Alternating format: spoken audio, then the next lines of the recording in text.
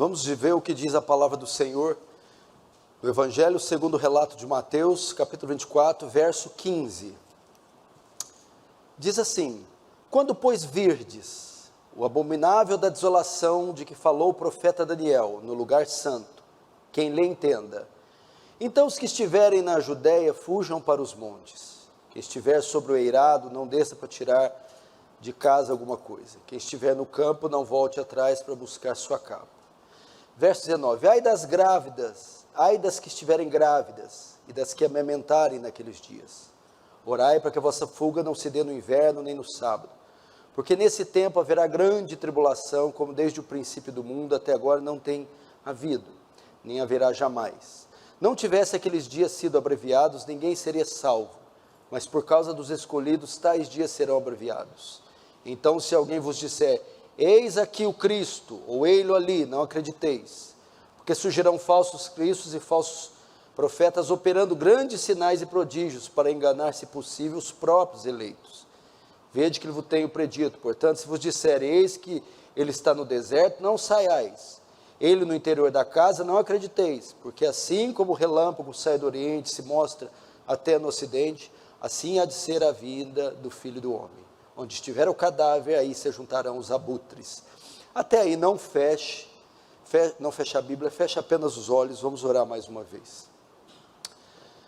Pai Santo, a Ti pertencem a honra, a glória e o louvor.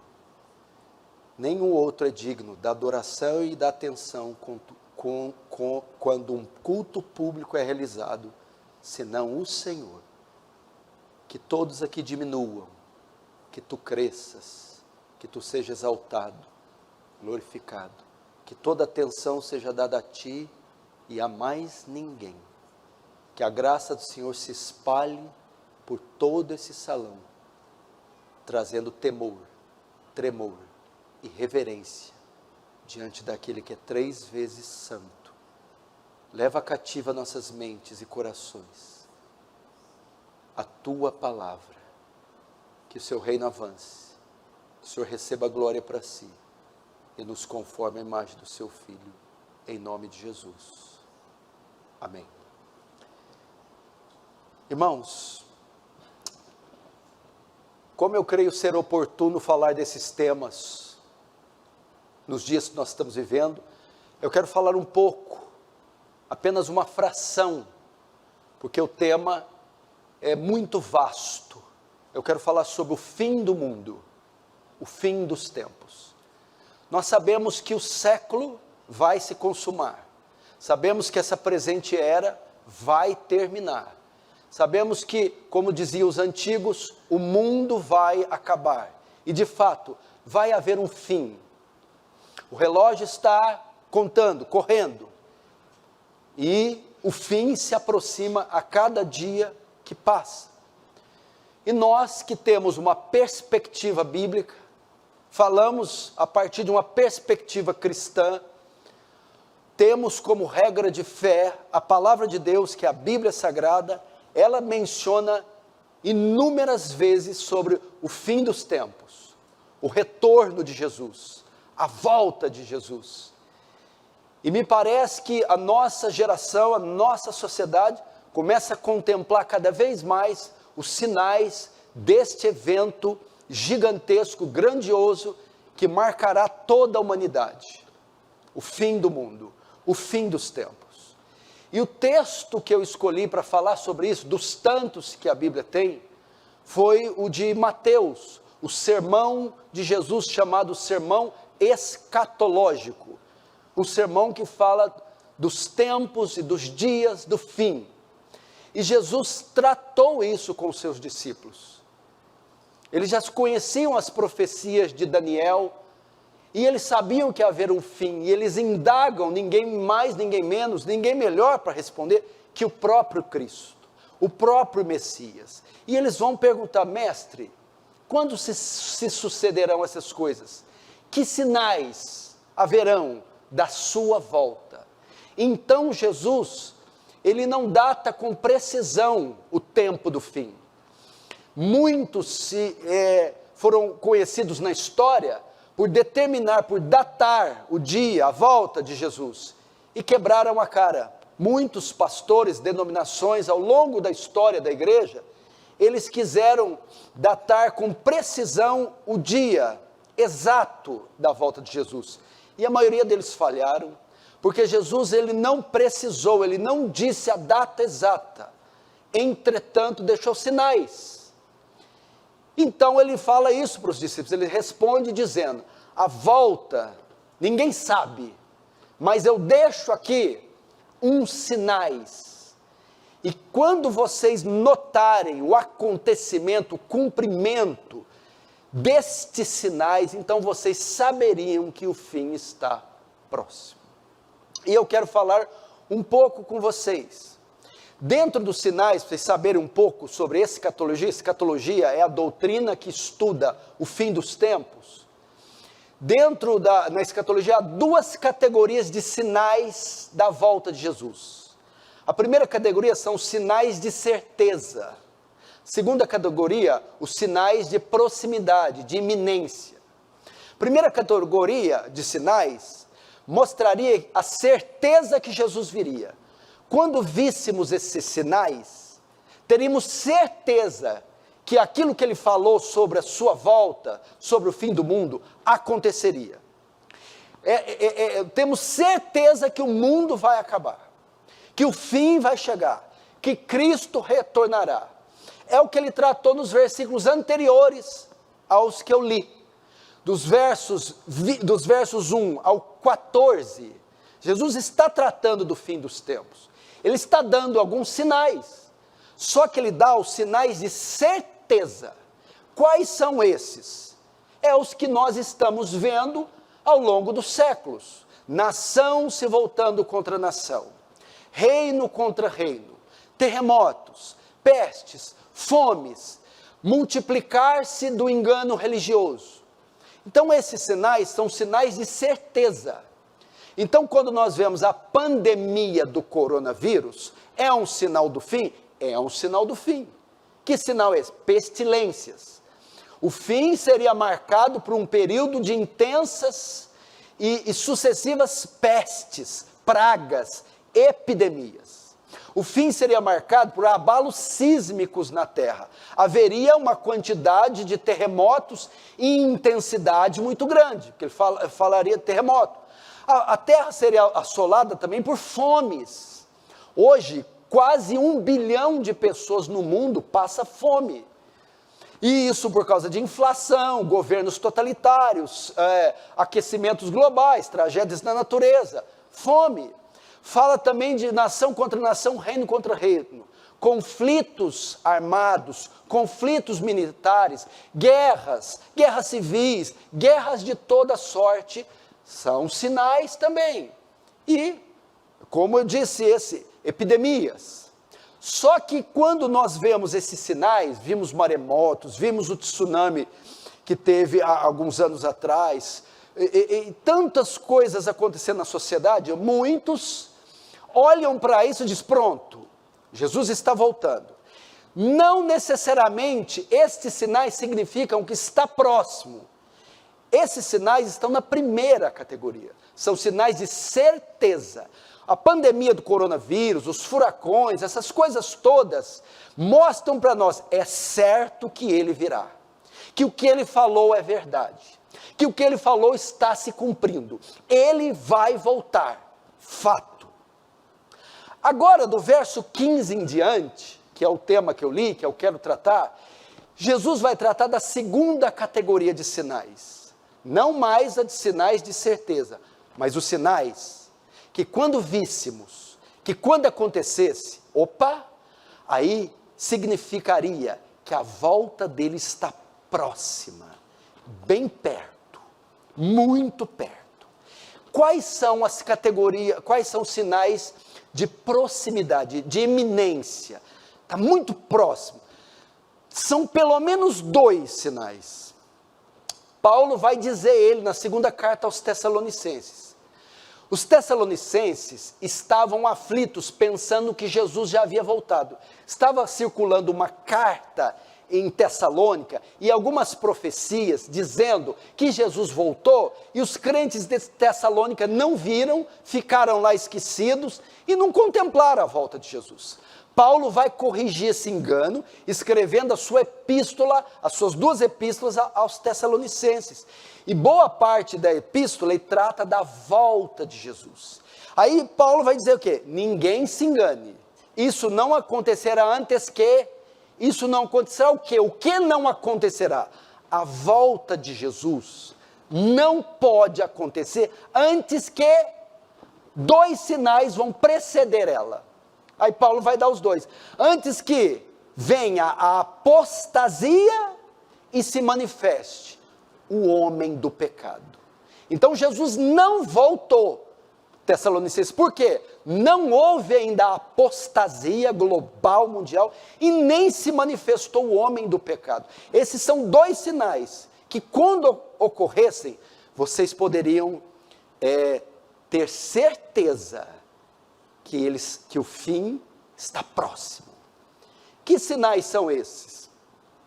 E aqui Jesus vai tratar dos 2, mas vai dar mais ênfase em um: a manifestação do homem do pecado. O que é isso? O maior sinal da volta de Jesus, o sinal que quando víssemos, estaria evidente que a volta está muito perto, seria a ascensão, o aparecimento do anticristo, a ascensão de um homem, de um líder político, militar e religioso, que governaria o mundo, governaria a terra, governaria de forma global, mundo todo, que se opusesse a Deus e aos princípios cristãos. Quando este homem, que é o sinal de iminência, aparecer no cenário mundial, então nós teríamos certeza, estaríamos certos que o fim está bem perto. E é o que Jesus vai tratar aqui. Ele vai começar a falar a segunda categoria de sinais, verso 15: quando pois virdes o abominável da desolação, que falou o profeta Daniel, quem lê entenda, até aí. Quando virdes o abominável da desolação, de que falou o profeta Daniel. Bom, Daniel, caso você não saiba, é o Apocalipse do Antigo Testamento. Se você quer saber se houve o Apocalipse no Antigo Testamento, é o profeta Daniel. Daniel também profetizou, através das suas 70 semanas, o fim. Profetizou períodos que dariam até o tempo de Jesus. Mas também viu o fim do fim. Ele profetizou também o final e a consumação de todos os séculos.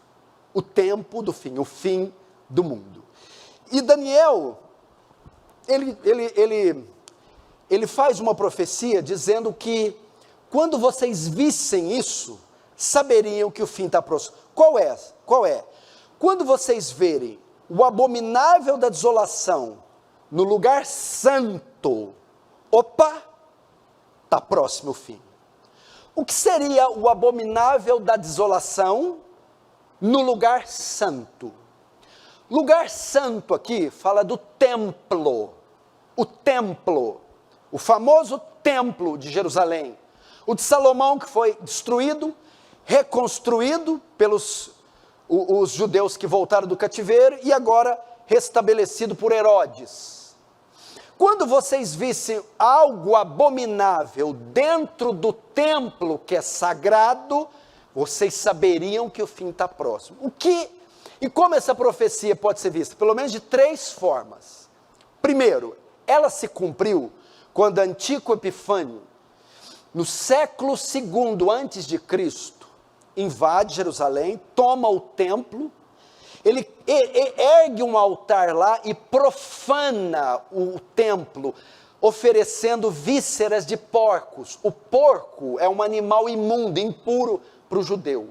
Então Antíoco Epifânio entra no templo e profana. Quando vê o abominável da desolação, ou quando virdes algo profano dentro do templo, vocês saberiam que que o tempo está fim. Então se cumpriu primeiramente no século II a.C., quando esse rei entra e profana o templo oferecendo porcos.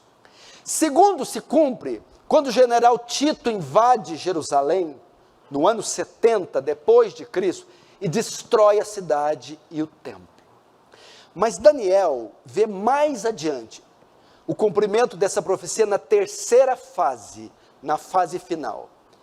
Quando vocês virem algo abominável dentro do templo, vocês vão saber que é o fim. O que é algo abominável? O templo foi destruído no ano 70, nunca mais vai ser reconstruído. Lá em 2 Tessalonicenses, Paulo diz que vai se levantar o filho da perdição, de modo que ele vai se assentar no templo, reivindicando, arrogando ser o próprio Deus. Como é que ele vai sentar no templo, se o templo está destruído? Aí é que entra a escatologia dispensacionalista. A nossa escatologia é amilenista, depois eu te explico o que se trata. Ela entende o quê? Que o terceiro templo, que o templo vai ser reconstruído lá em Jerusalém. Por isso aquele conflito entre judeus e palestinos, árabes, o tempo todo, por aquele pedaço de terra para ser reconstruído. Então o anticristo se ergue, se levanta no poder, invade Jerusalém, toma o templo e vai fazer a adoração, capital da adoração mundial a partir dali. O que Paulo quer dizer então? Pastor, se Antíoco Epifânio entrou no templo, Tito destruiu o templo, por que então a última profanação não vai ser no templo? Presta atenção. Quando o templo é destruído no ano 70, ali Jesus está pondo fim na ordem levítica, na ordem sacerdotal, na ordem cerimonial. Acabou rituais, acabou o judaísmo, acabou a guarda de dias, dieta de alimentos, acabou o sacrifício animal, tudo foi cumprido em Cristo, acabou. Agora se instaura uma nova etapa. A igreja do Antigo Testamento passa o bastão para a igreja do Novo. A igreja do Antigo, formada só de judeus. A igreja do Novo, judeus e gentios se unem. Agora é o tempo da igreja. De modo que o termo grego de 2 Tessalonicenses para templo, quando fala, e o filho da perdição se assentará no templo, a palavra grega é naos. Paulo, em todo o Novo Testamento, quando usa a palavra naos, ele está querendo dizer igreja. Igreja.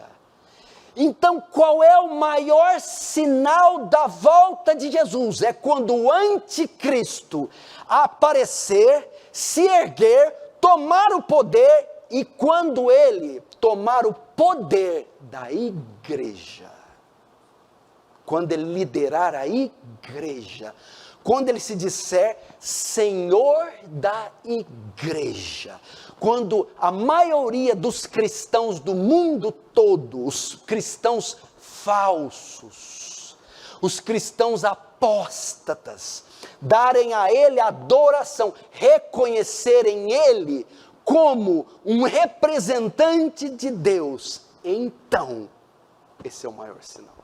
Quando virdes o abominável da desolação, o anticristo no lugar santo, tomando o controle da igreja de Cristo, assumindo a liderança. Você acha que se o anticristo se erguer hoje, ele vai ter alguma dificuldade de liderar essa massa de crentes ignorantes, apóstatas, vulgares, que estão espalhados em todo o mundo? Esse é o maior sinal, a ascensão de um governo mundial, de um líder mundial, com poderes políticos, militares e religiosos, que vai governar o mundo com tamanho inteligência, poder, controle mundial, controles plenos. E pior, quando ele dominar, controlar, governar o mundo inteiro, vai se declarar Deus e vai exigir adoração a si próprio. Mas é falso, é anticristo. O que é anticristo? Anticristo significa duas coisas. Anti é, primeiro, no lugar de Cristo. Vai se assentar no lugar de Cristo, querer ser Cristo, tomar o lugar de Cristo. E anticristo é contra Cristo. A Bíblia será um livro proibido na época do anticristo. A menção ao verdadeiro Cristo será proibida. A adoração ao verdadeiro Deus, ao verdadeiro Cristo, será proibida, serão proibidas. Porque ele é contra Cristo, contra Deus, anti-igreja, anticristão, anti tudo que se parece com Deus. Quando virdes isso, veja só, quando virdes isso, o que ele diz? Quando virdes, o verso 15, quando pois virdes o abominável da desolação que falou o profeta Daniel no lugar santo, o anticristo tomando o poder da igreja. Quem lê entenda, verso 16, então os que estiverem na Judeia, fujam para os montes. Quem estiver sobre o eirado, não desça para tirar de casa alguma coisa. E quem estiver no campo, não volte atrás para buscar sua capa. Esse texto se aplica tanto para a época de Jesus, o ano 70, como também, se tratando de uma mini escatologia, também ele se aplica para os nossos dias. Quando ele fala aqui, ele está dirigindo essa palavra para judeus, que diz que Jerusalém seria sitiada, cercada, e haveria guerra e uma chacina contra os judeus. E este seria o sinal para eles, que a perseguição viria. Então, Jesus diz para eles, fujam, se protejam, porque essas coisas seriam sinais que uma intensa perseguição viria contra vocês. Para nós, e de fato houve, o historiador Eusébio diz que esses judeus se refugiaram na Pérea, quando houve essa chacina em Jerusalém. Para nós, quando a igreja que estiver viva aqui, neste tempo, ver que um líder mundial se colocou no poder, e declarou guerra contra Deus, a igreja, nós saberemos, epa, este é o anticristo. Epa, é o fim chegou. Então qual a posição? Se preparem. São termos, quando ele usa assim, ó, quem estiver na Judeia, fuja para o monte, quem estiver sobre eirado, não desça, quem estiver no campo, não volte atrás. Se preparem. Igreja, se prepare para o fim. Cristãos, se preparem. Estes sinais servem para quê? Para que servem? Quando você está indo para uma viagem na rodovia, para que as placas servem? Advertência. As placas estão te conduzindo para você fazer uma viagem segura. Reduz a velocidade, passagem de nível sem barreira, curva acentuada à direita. Sinais para você se preparar. Estes sinais não estão aí para matar nossa curiosidade. Jesus não escreveu, Daniel 7 não está aqui, Mateus 24, nem Apocalipse todo, para matar nossa curiosidade. É para que ao vermos os sinais, nos preparemos. No final do sermão, Jesus nos diz assim, olhai para a figueira, quando os seus ramos estão tenros, sabei que é chegado o verão. O que é isso? Quando uma estação muda, chuva, seca, inverno, verão, frio, há um prenúncio. Jesus está dizendo, antes que o verão venha, há um prenúncio. A figueira começa a brotar os seus ramos, anunciando uma estação. Então, quando você olha para a figueira, ela é um termômetro. Quando ela brota, opa, a estação está vindo, mas ainda não veio. Aí o que eu faço? Me preparo para a chegada da estação. Não é isso? Está vendo? Inverno. Eu vi sinais. Eu vou comprar agasalho. Se eu morar, dependendo do país, comprar lenha. Eu vou estocar comida. Eu vou fazer... antes que aquele período chega. Jesus a mesma coisa. Quando virdes a figueira, sabe o que é a figueira? Não é Israel, não.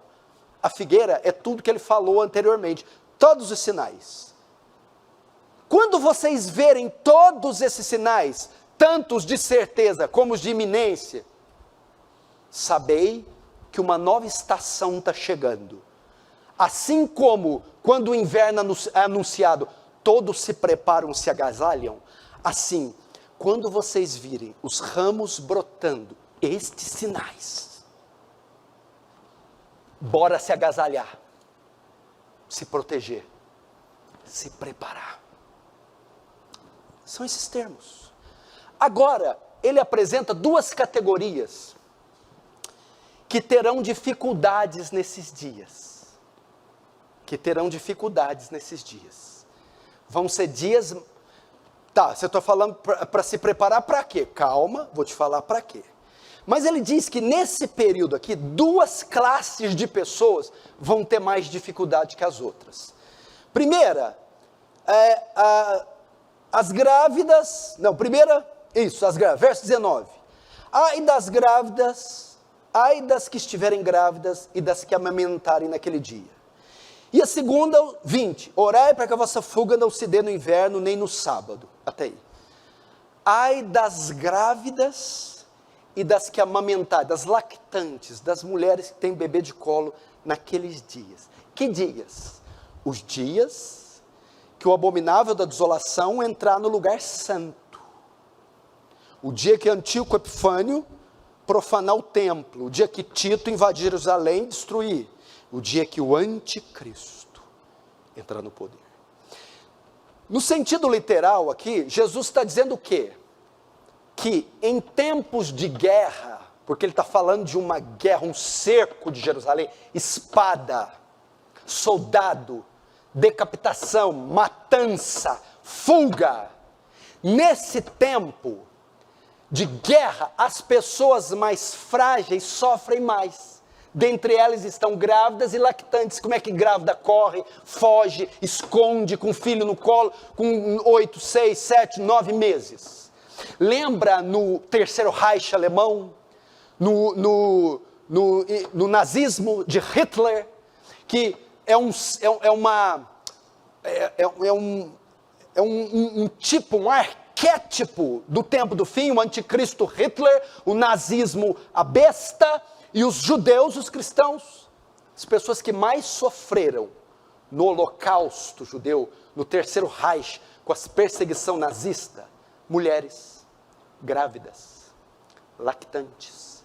Se descobrissem uma criança nos campos de concentração, a terrível SS, a polícia alemã, matava o bebê. Para nós, duas categorias. A ideia é que, ai dos frágeis, dos fracos, dos que não se prepararam. A ideia aqui é que as grávidas, nas categorias de pessoas lactantes, estão entre os frágeis, os debilitados, os mais fracos. Ai dos mais fracos nesse tempo.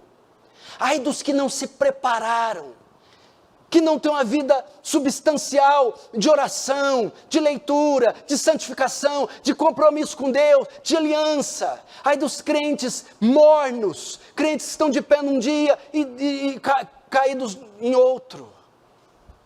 Há entre nós essa categoria. Essa categoria vai sofrer mais nesse dia.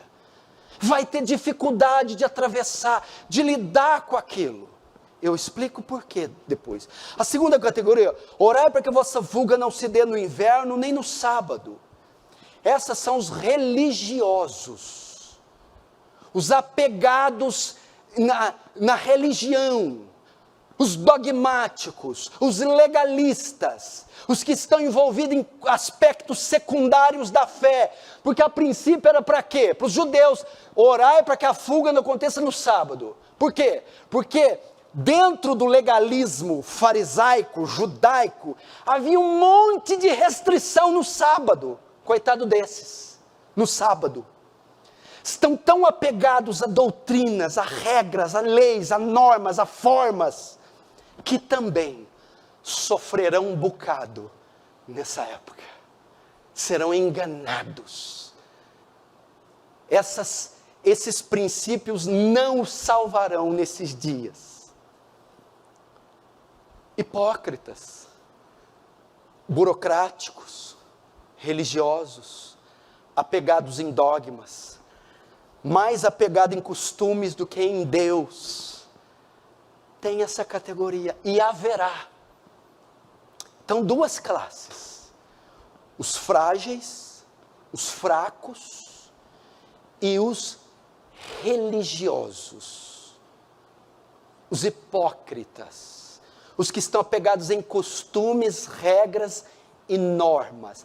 Jesus dá uma atenção especial para essas duas classes neste tempo. Estes vão sofrer, estes vão ter grande dificuldade nesse tempo. Por quê? Jesus faz isso. Depois que eu vir o abominável da desolação no lugar santo, eu tenho que ter essas atitudes. Verso 21.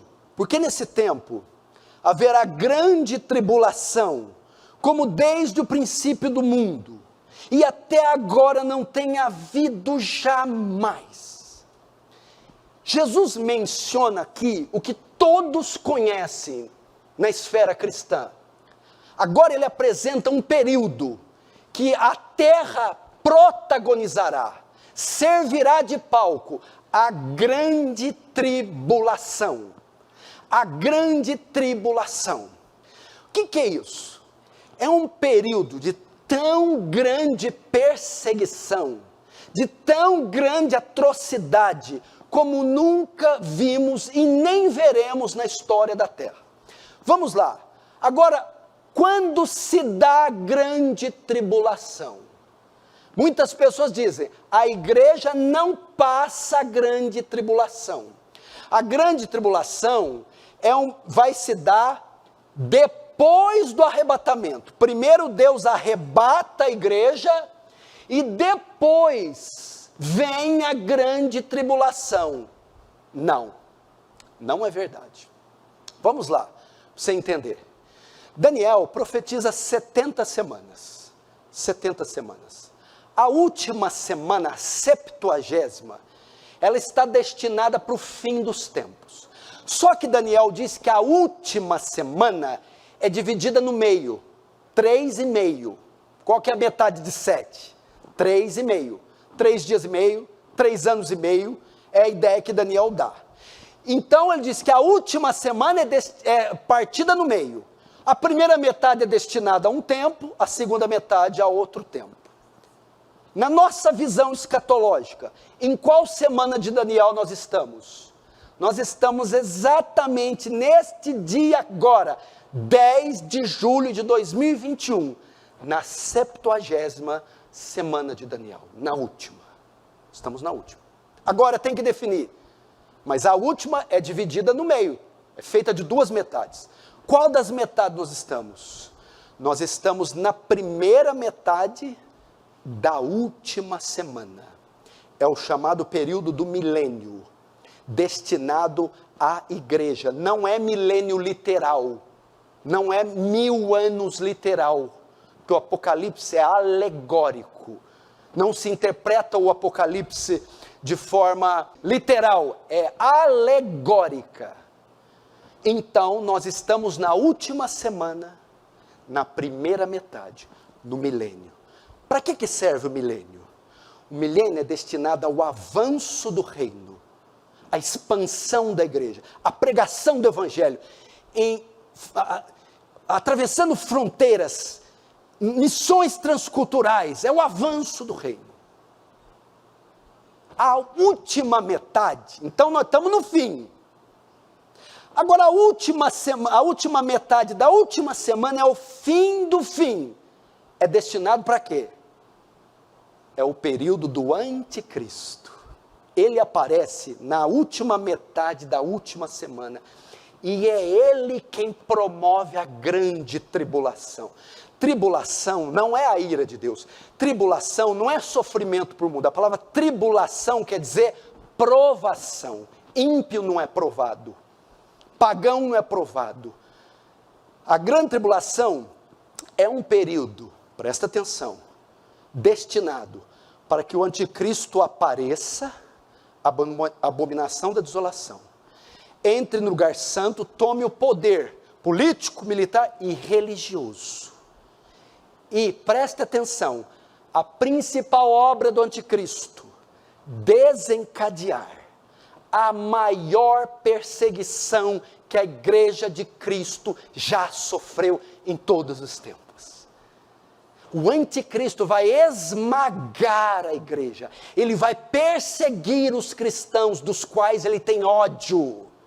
Como eu disse, ele vai odiar Cristo, vai odiar o livro de Cristo, a Bíblia, vai odiar a casa de Cristo, a igreja, vai odiar o Pai de Cristo, Deus, e necessariamente vai odiar os filhos de Cristo, eu e você. Então, é um período, por isso que ele diz, fujam, ai das grávidas, ai, orai para que não seja no sábado, nem no inverno. Por quê?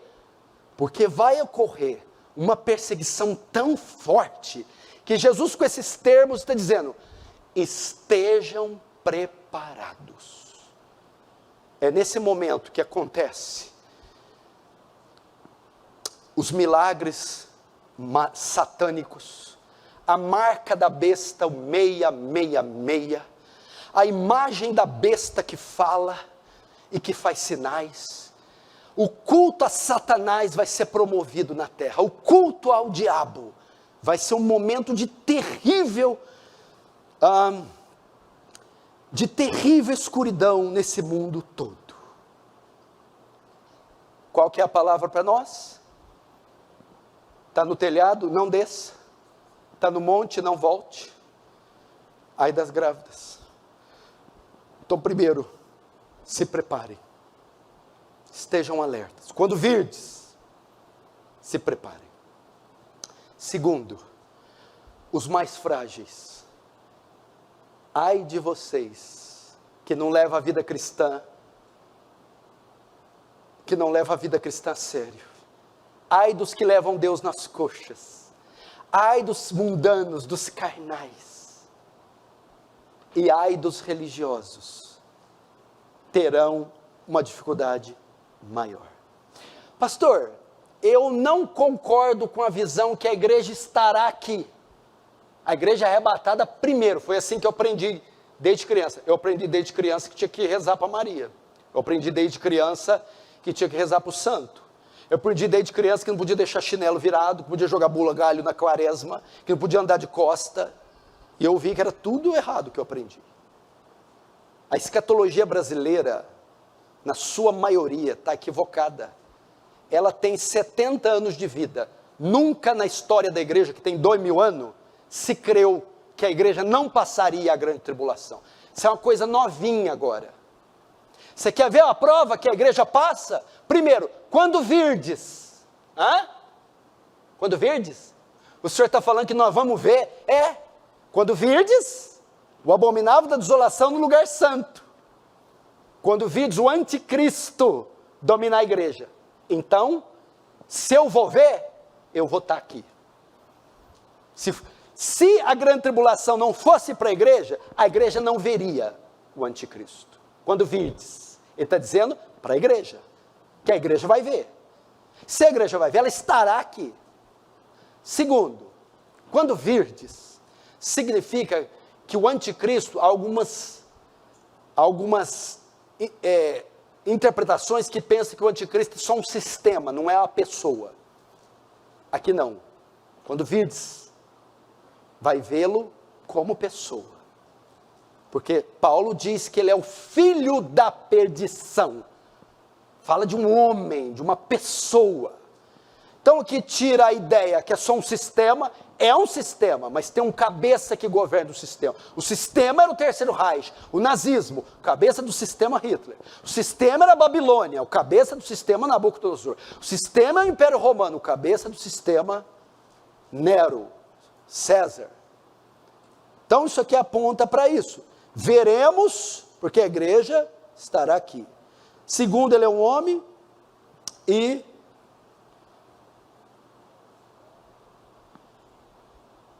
o arrebatamento ocorre depois da tribulação. Agora notem, que mais que ele diz ali? Ele vai mostrar agora a intensidade para falar que eu não estou brincando. Aí vocês ficam falando, o pastor Paulo pega pesado. Não, não, é o seu Senhor. Eu só estou multiplicando o que ele está falando. Ó, veja, eu vou só ler.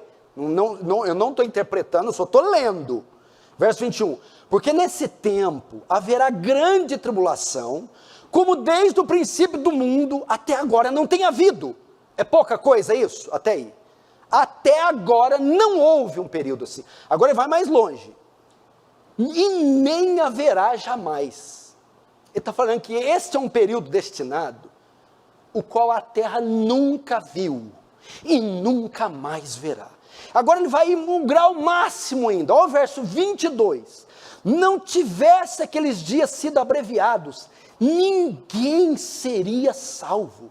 Mas por causa dos eleitos, dos escolhidos, tais dias serão encurtados. Sabe o que é a ideia aqui? A última semana dividiu no meio, né?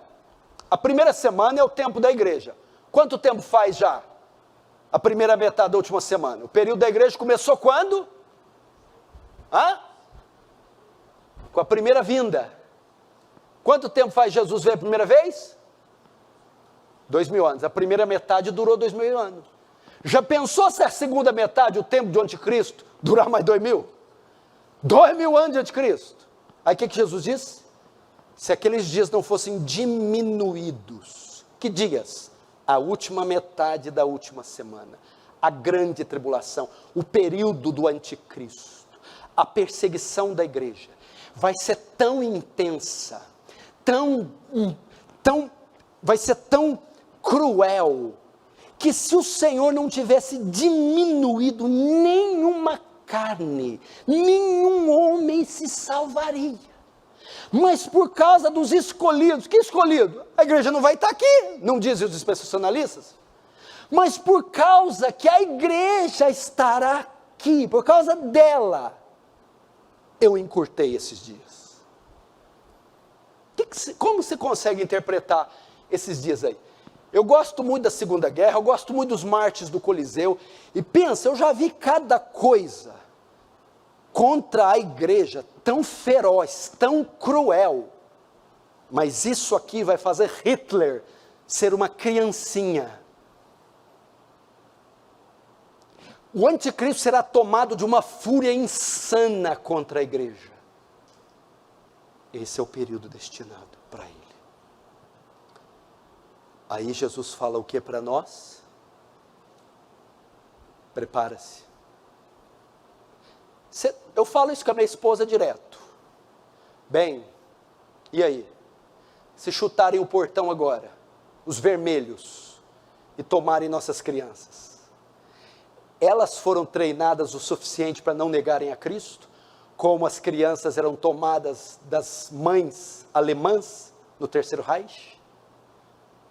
Pai, você está treinando o seu filho e sua filha, de modo que se um governo anti-Deus dominar o poder, e quiser ditar a forma como você educa seus filhos, até mais, tomar os seus filhos de você, seus filhos estão prontos para ir com Jesus até a morte, e não negá-lo? É isso que quer dizer, prepare-se. Esposas, maridos, suas mulheres estão preparadas para não negarem a Cristo? Para se manterem firmes e fiéis até o fim? Isso quer dizer, se preparem.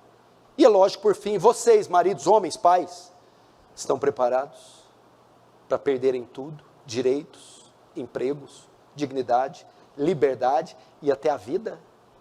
E não negarem a Cristo? Isso aqui que eu estou falando que é verdade. Não é o que você está ouvindo aí, é glória a Deus, é aleluia, hoje é dia de milagre, da bênção. Conversa fiada. E ele está dizendo, quando virdes, preparem-se. Preparem-se. Daniel, o Apocalipse do Antigo Testamento aconteceu em Daniel. O anticristo invade Jerusalém, o que ele faz? Toma as crianças das mães, leva Daniel, Sadraque, Mesaque e Abednego, tinham 12 anos. Vocês se lembram de Daniel ter negado no império mais maligno da época, que tinha um demônio no poder, Nabucodonosor? Daniel se contaminou com os manjares do rei? Não. Adorou a estátua? Não. Foi jogado na cova, na fornalha. Por quê? A doutrinação que recebeu dos pais foi tão forte que esses meninos estavam preparados para ir para a fornalha, para a cova dos leões, para sei lá o quê. E os nossos? Fica o dia inteiro no celular, vendo desenho estúpido, decorando versículozinhos que você fica impressionado só, não tem raiz.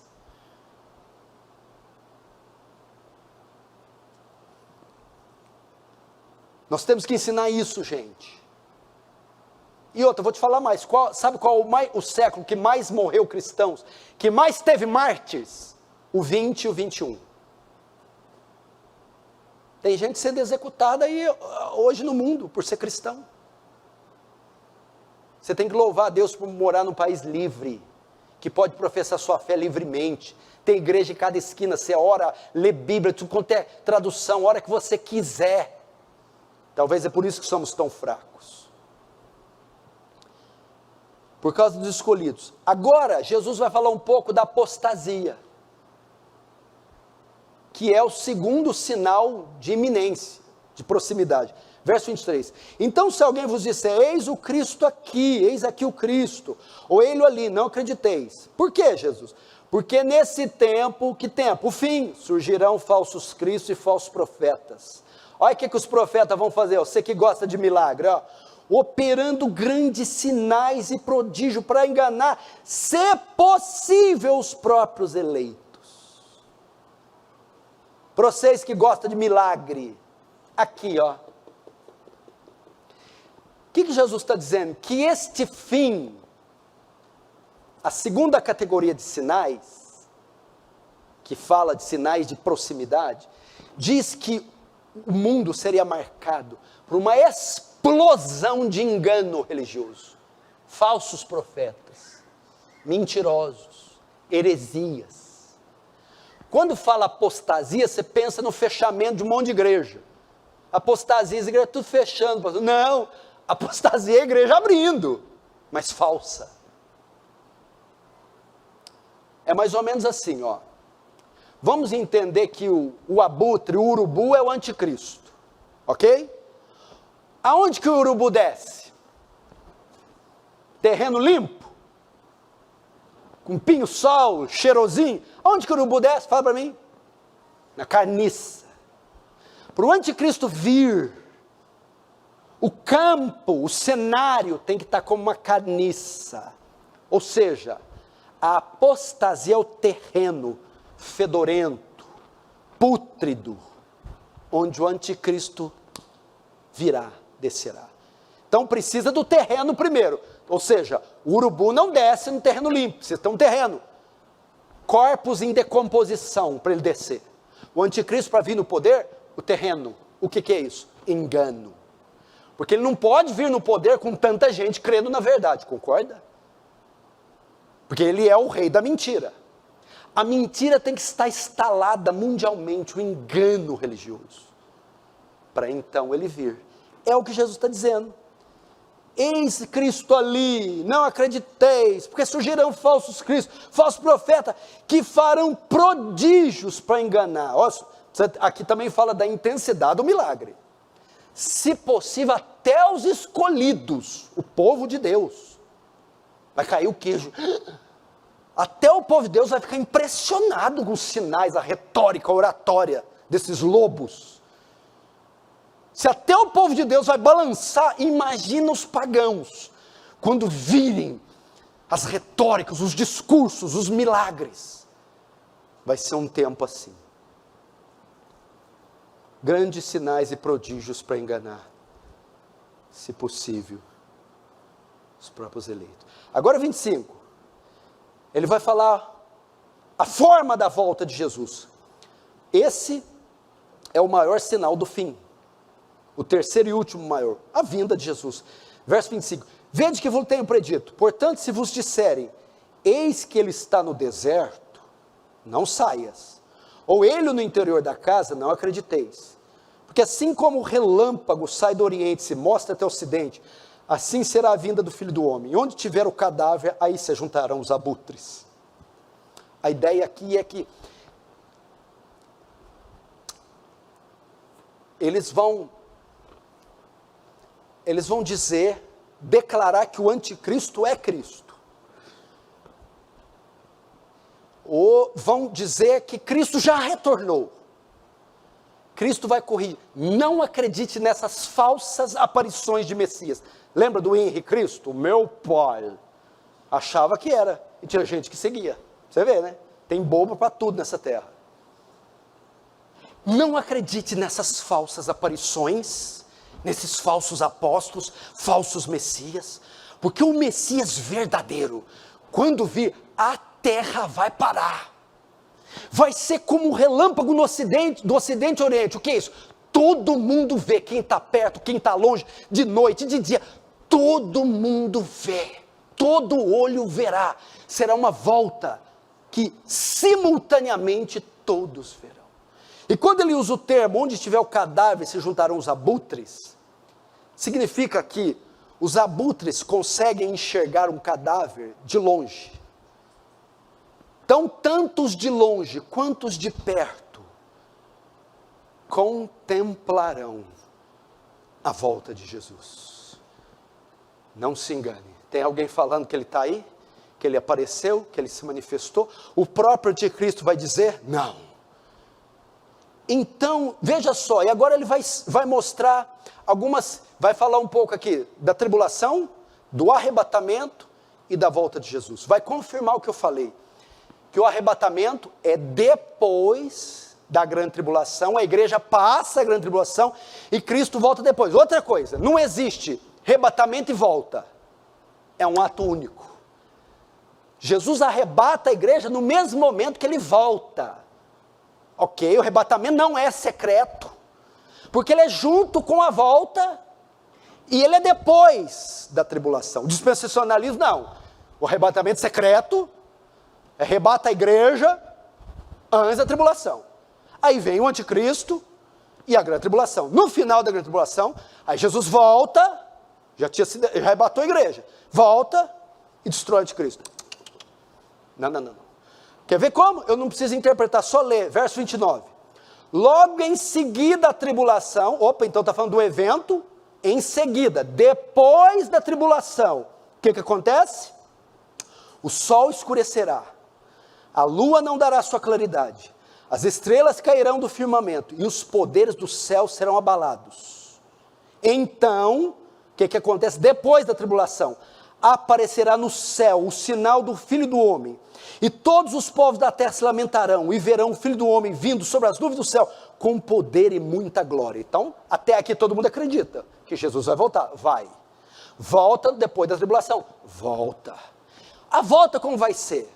Vai ser uma volta, com os corpos celestes sendo abalados, a terra, que é o embaixador de Cristo, ela vai anunciar a volta dele, os corpos celestes vão se abalar, as estrelas cairão do seu firmamento, todas as águas, os mares anunciarão que o Salvador, o seu dono, o seu Redentor está regressando. Então vai ser um tempo de abalos sísmicos, de abalos celestes, lua se escurecendo, estrelas caindo do céu, sinais na terra, no mar, nos céus, anunciando a volta de Jesus. Aí ele volta, e o que ele faz? 31, e ele enviará os seus anjos com grande clangor de trombeta, os quais reunirão seus escolhidos 4 ventos. O que é isso? Arrebatamento. No mesmo momento que ele volta, ele reúne os escolhidos dos 4 lugares do mundo, para os tirar daqui. Quando? Depois da grande tribulação. O que se dá aqui? O fim do fim. Jesus volta. A salvação da igreja perseguida qual é?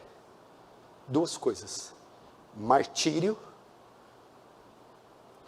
e o rapto, o arrebatamento. Jesus volta. Nessa hora ele ressuscita os que morreram em Cristo, primeiro, e depois transforma os que estão vivos, os arrebatando para encontrar com ele nos ares. Mortos e vivos, transformados, encontrando com Cristo na sua segunda vinda.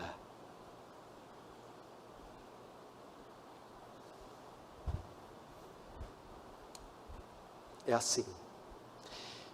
Como disse o Dr. John MacArthur, tá, pastor? Ok, legal, mas eu não vi nenhum homem com essas características ainda. Quer dizer que o fim não está próximo? Bom, John MacArthur faz uma análise interessante da pandemia do coronavírus. Nós nunca tivemos uma doença, uma enfermidade, por mais que já tivéssemos na história, peste negra, gripe espanhola, essas coisas, mas nunca tivemos uma em escala mundial, uma pandemia, um vírus, uma doença que parou o mundo. Logo ela fez com que a solução fosse também mundial, tivesse que ter uma inteligência mundial e uma liderança mundial. Então é um cenário muito propício para um governo mundial, leis mundiais, soluções mundiais e quem sabe um líder mundial. E agora eu quero encerrar com isso aqui, verso 32. Aprendei, pois, a parábola da figueira, quando já os seus ramos se renovam e as folhas brotam. Sabei que está próximo o verão. Assim também vós, quando virdes todas essas coisas, sabei que está próximo às portas. 34. Em verdade vos digo, que não passará essa geração, sem que tudo isso aconteça. Passará o céu e a terra, porém minhas palavras não passarão. Jesus conclui dizendo o quê? Fiquem alertas. Quando virem todas essas coisas, sabei que o fim se aproxima. Ô igreja, é tempo de sermos igreja. É tempo de renunciar ao mundo, às vaidades, aos pecados. É tempo de gastarmos mais tempo com oração, com a palavra. Abandonar os pecadinhos de estimação. É tempo de sair para pregar o evangelho com tanta gente morrendo sem Jesus. É tempo de sermos sal da terra e luz do mundo. Quanta coisa para fazer.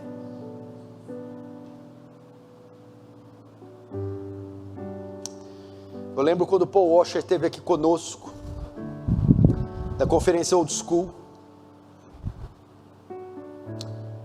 Ele ficou aqui 4 dias antes da conferência ou depois? Foi antes ou depois? Antes ou depois? Ficou 4 dias para conversar. Ele não conseguia ficar meia hora parado, sem falar. Irmãos, vamos fazer alguma coisa para o reino? Tem alguma coisa? Vamos gravar vídeo, vamos visitar alguém, vamos preparar sermão. Tem que fazer alguma coisa para o reino. Alguma coisa para o reino. Então ele veio aqui, deu entrevista, pregou na cidade de Buritizal, fomos visitar irmãos aqui, aconselhamento, oração, o tempo todo, temos que fazer, não tem cabimento ficar parado, tem que fazer uma coisa para o reino. Você já pensou ligar na Sociedade Bíblica do Brasil e encomendar 100 Bíblias a preço de custo, você espalhar? Você vai comprar uma Bíblia dessa aí, a preço de custo, capa dura, R$7, R$10. Faz um estoque na sua casa. Você distribui Bíblia. Manda imprimir folheto, põe na tua loja e dá para o cliente toda vez que ele sair. Faz uma lista de todo mundo que você conhece, presencialmente, você tem contato físico. Faz essa lista e cola no teu quarto, ou no seu quartinho especial lá, e ora para a conversão delas.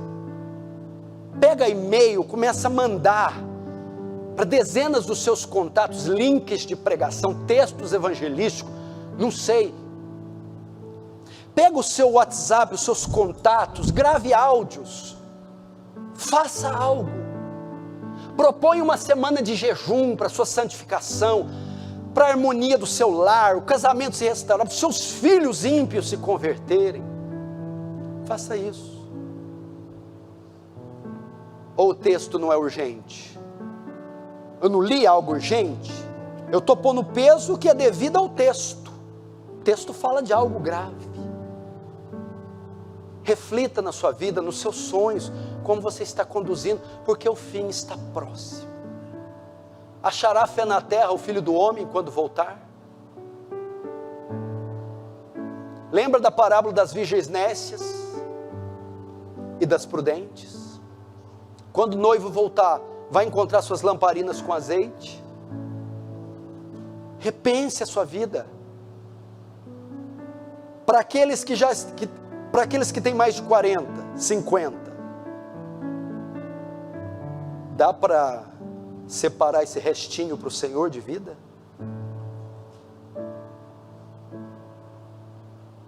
Faz isso. Abandone os ídolos, os pecados. Na vertical, conhecê-lo. Na horizontal, fazê-lo conhecido. Que a sua vida consista nisso, conhecê-lo e fazê-lo conhecido. Vamos fechar os olhos. Como é que está a tua vida? Apresenta ela diante de Deus. O que você tem feito da sua vida?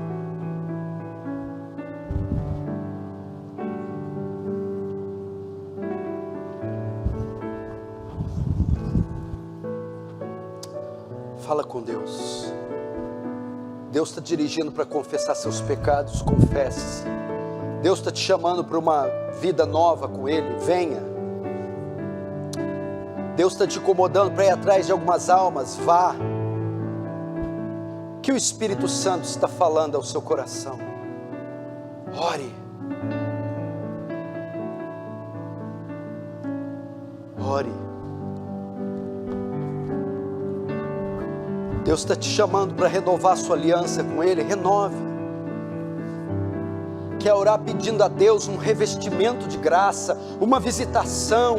Quer pedir para Deus e dizer: Deus, me dá ânimo, força, coragem, me dá dons, me dá recursos para cumprir a carreira que me foi proposta, para eu não ser infiel à visão celestial. Deus, há tanto para fazer, tanta gente se perdendo, o avanço do mal, o avanço das agendas malignas, a proliferação do engano, a morte física das pessoas, e eu aqui às vezes desnorteado, fraco, oprimido, sem saber o que fazer. Norteia-me, Senhor, dirige-me, Senhor, conduz-me, Senhor, em como eu devo agir, que caminho eu devo seguir, e me reveste de poder. Me falta recursos, me falta força, me falta fé, me falta coragem. Dê a mim, Senhor, dê-me a unção do Teu Espírito, dê-me o poder